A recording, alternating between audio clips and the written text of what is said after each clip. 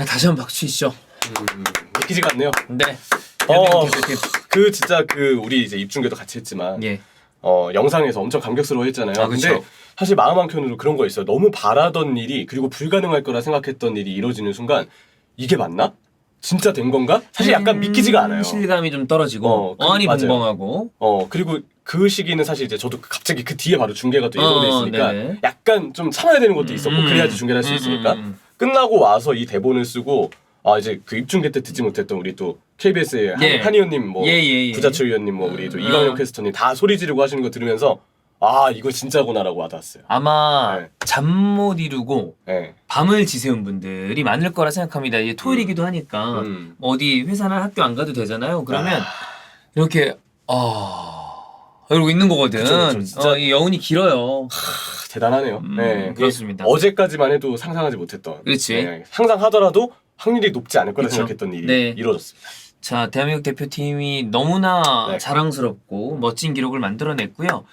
월드컵에서 우리는 항상 이방인에 가까웠었어요. 그럼요. 예전에를 돌아가 보면 오죽하면 우리 02 월드컵 폴란드전이 우리 월드컵 1승이었었어요. 그쵸. 첫 1승. 저는 한일 월드컵을 본 세대예요. 예. 많은 분들이 혹시 저는 안 봤냐 애기 때 봤죠? 다 기억에 있어요. 그쵸. 근데 저는 그때만 해도 그냥 이렇게 축구를 이기는 거구나 어. 생각했지만 나중에 돌아보니까 그 1승이 그 이전부터 보신 분들은 얼마나 오랫동안 그럼. 기다렸을까에 대한 생각을 좀 하게 되더라고요. 네. 그렇습니다. 16강 16강 진출은 이제 02년도에 한번 네. 했었고 그때 이제 홈이었고요. 그다음에 10 남아공 월드컵 2010. 때 네. 원정 첫 번째 16강. 그리스전 이기고 그쵸. 나이지리아전 비기고 아르헨티나전은 졌지만 1승 1무 1패 네. 조별리그 좋은 성적을 냈죠. 이번에도 1승 1무 1패. 네. 또 원정에서 귀중한 16강을 만들어냈고요. 그러니까 방금 말씀드렸던 것처럼 원정 16강 진출은 이번이 두 번째입니다. 맞아요. 네. 한 번의 기억만으로 남아있지 않다는 점. 그래서 이번 16강이 더 큰 의미가 있다고 생각을 하고요. 그렇습니다. 월드컵 본선의 통산 성적을 재보니까 37경기 7승 10무 20패인데 이 7승 중에 독일, 포르투갈 그렇지. 네, 이게 지금 포르투갈 2승. 두 번. 그러네요. 맞아요. 그렇지. 한일 우리 때 한 번, 월드컵 지금 한 번. 네, 근데 최근 2승을 무려 독일과 포르투갈을 상대로 거머쥐었다는 거. 네. 역시 우리가 강팀들에게 강합니다. 그렇습니다. 뭐 이제 16강 상대는 브라질이 됐어요. 네. 브라질과 관련된 얘기는 아예 따로 하나 빼서 저희가 또 브라질은 어떤 식으로 우리가 상대를 해야 하나 그걸 얘기를 하겠지만 뭐 그냥 하는 거지 뭐. 그냥 16강에서 우리 유쾌한 도전하면 돼요. 멋지게 하고 오면 돼. 유쾌한 도전이라고 저는 그럼, 얘기하고 싶어요. 그렇습니다. 우리가 이번 포르투갈전도 우리가 가진 것을 모두 쏟아내고 우리의 경기를 해서 이긴 것처럼 브라질을 상대로도 그러면 된다. 그리고 개인적으로 지금 선수단의 자신감과 우리의 조직력이 6월에 만났던 친선전 때와는 아주 다른 느낌이라고 그죠? 생각을 해요. 분명 우리가 경기를 풀어가는 방식도 다를 것이고 그걸 맞닥뜨렸을 때 브라질의 반응도 다를 거라고 믿겠습니다. 그럼요. 자, 그러면 우리가 포르투갈을 어떻게 해서 잡을 수 있었을까? 네. 요거를 한번 봐야 돼요. 우리는 김민재 선수의 부상이 있었습니다. 그래서 권경원 선수가 나오게 됐고, 네.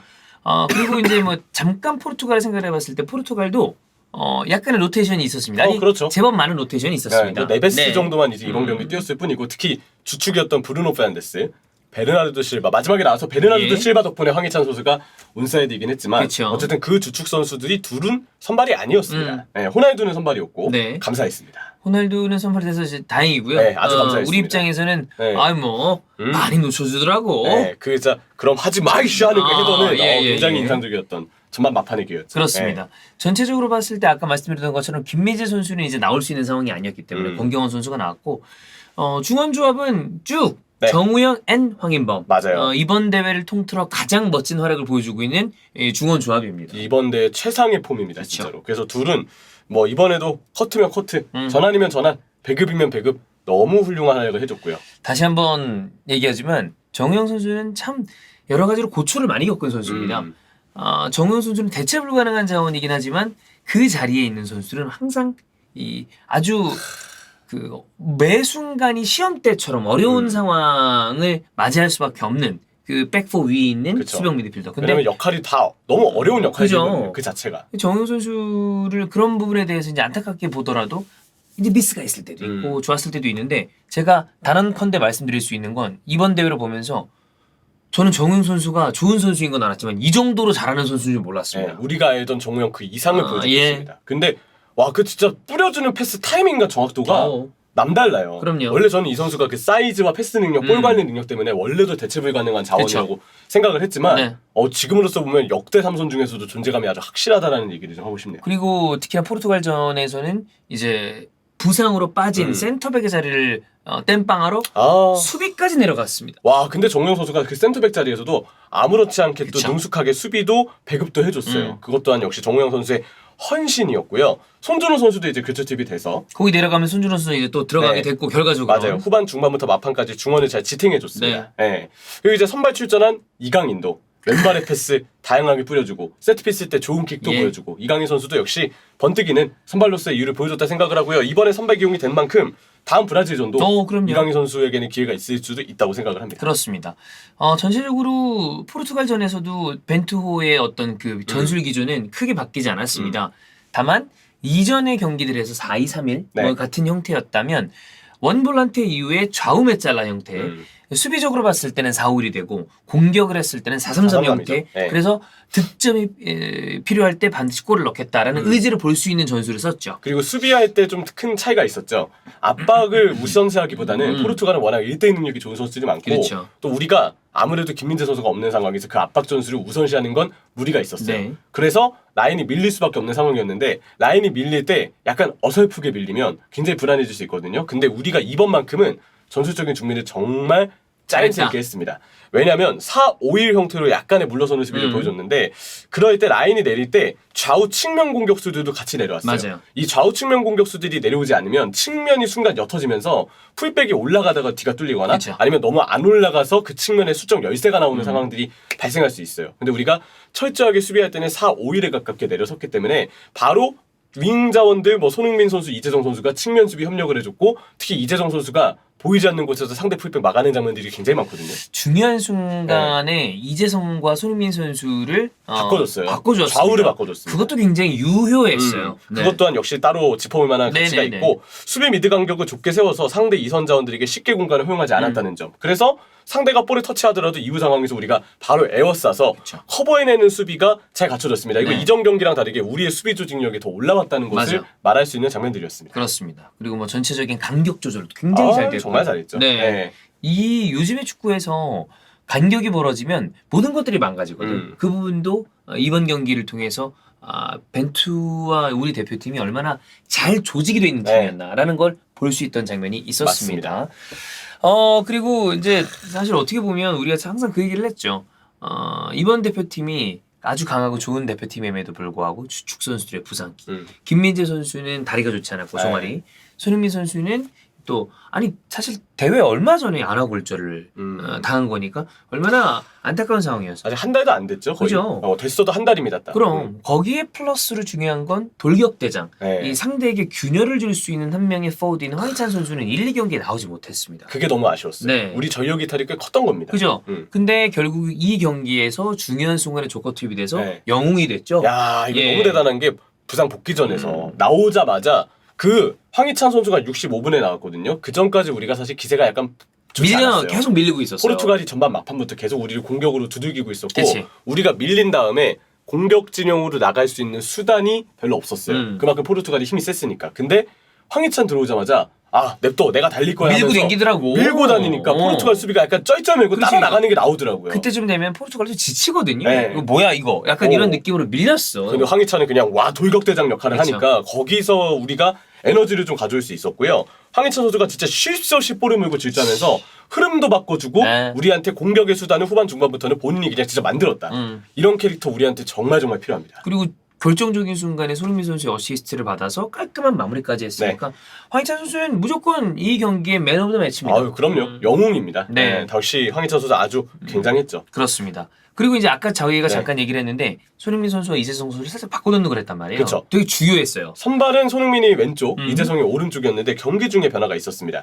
이 경기 중에 이재성 선수가 왼쪽으로 손흥민 선수가 오른쪽으로 빠지는 스위칭이 있었는데 이재성 선수는 우리 기준으로 왼쪽에 가면서 상대 오른쪽 풀백이 지오고 달로였어요. 근데 저는 달로가 이날 칸셀루보다도 더 잘했다고 생각합니다. 그 달로가 손흥민 선수가 있을 때 김진수, 손흥민 라인으로 약간 우리가 공략을 당하니까 이재성을 오히려 그쪽에 배치해서 수비적인 도움을 준 거죠. 이재성 선수가 계속 달로를 쫓아다녔어요. 최대한 억제하기 위해서 더 많은 활동량을 가져갔고 이게 또 우리가 이번에 잘 준비했던 4-5일 형태의 수비 그쵸. 전술과 맞물리니까 네. 아주 자연스럽게 시너지가 날 수 있었고요. 오른쪽으로 이동한 손흥민은 어땠느냐? 직선적으로 스프린터의 상황이 많아졌습니다. 맞아요. 물론 손흥민 선수가 아직 이 가면 마스크 때문에 역시 아직은 100%의 컨디션이 아니라는 점을 고려를 해야 될 거예요. 그러니까 시야적으로 봤을 때 황희찬 선수를 보고 어시스트를 했을 때 그 이야기 코멘트를 보더라도 네네.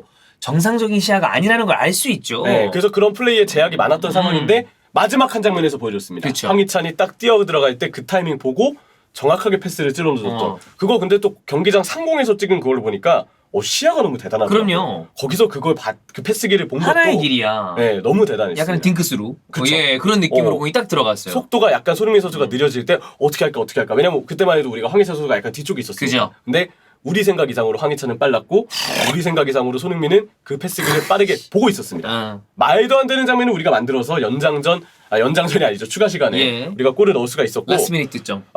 진짜 뭐 그 손흥민 선수의 그 스프린트도 오른쪽에서 나왔기 때문에 결과적으로 중간에 있었던 우리의 전술 변화 대성공이었습니다. 그렇습니다. 이재성 수비적 대응되고 손흥민 오른쪽에서 골의 기점 역할이 되어줬어요. 네. 결과적으로는 3경기, 네. 조별리그 3경기에서 단 한 번도 기대 득점에 상대보다 밀린 적이 없었어요. 이야, 이거 그만큼 대단합니다. 중요한 기록이라고 네. 볼 수 있겠고요. 우리를 넘을 수 있는 자 루카쿠밖에 없습니다. 그래. 기대 득점으로 따졌을 때. 예, 기대 득점 그랬는데 이제 다 날려먹는 것도 이제 네. 특이한 점인데 이 경기에서 점유율은 밀렸어요. 음. 포르투갈 상대로 점유율을 가져가는 건 쉬운 일은 아니에요. 그럼요. 그럼에도 불구하고 아유, 좋은 기록을 통해서 경기 결과를 잡아낸 게 우리다. 네, 우리가 점유율을 내줬던 시간이 있죠. 전반 막판, 후반전, 초중반. 근데 우리가 그 시간에 실점했나요? 하지 않았습니다. 전반전은 사실 45분 단위로만 봤을 때 전반전은 우리가 더 공격을 많이 두고 네. 있고요. 후반전, 초중반과 막판 때문에 아마 우리가 점유율이 밀렸던 것 같아요. 근데 뭐 이 기록을 오히려 우리가 효율적으로 활용을 했다고 그쵸. 볼 수 있고요. 전체 키패스 8번에 팀 전체 패스 중에 무려 62%가 전진 패스였다고 합니다. 그러니까 절반 이상이 앞으로 나아가는 패스라는 거죠. 이거 우리가 흔히 얘기하는 뒤에 후방에서만 돌리는 스타일의 빌드업이 아니라 전진한다. 이거 이제 중요하죠. 이 부분은 사실 우리 삼선의 영향력을 그쵸. 저는 다시 한번 좀 높게 평가할 수 있지 않을까 생각이 들어요. 정우영과 황인바움. 맞습니다. 네. 자, 슈팅 13개 그리고 2골. 손흥민 선수도 슈팅 6개 시도. 네, 굉장히 적극적인 모습을 보여줬고 우리가 갔다. 드디어 16강에 갔다는 것을 다시 한번 얘기 드리고 싶네요.